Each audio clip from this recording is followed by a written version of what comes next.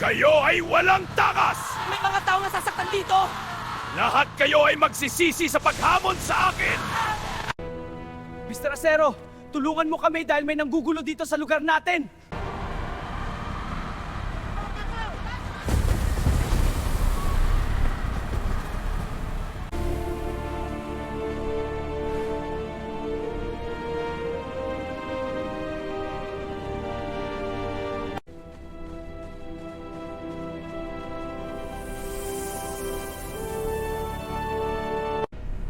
Lumabas ka, Mr. Pogi!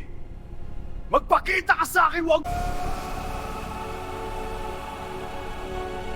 Ang lakas naman ng loob mong harapin ako! Sino ka ba? Ako lang naman ang makapangyarihan dito! Kung ganun, umpisahan na natin ang laban. Ano bang kailan mo sa akin bakit andito ka sa teritoryo ko?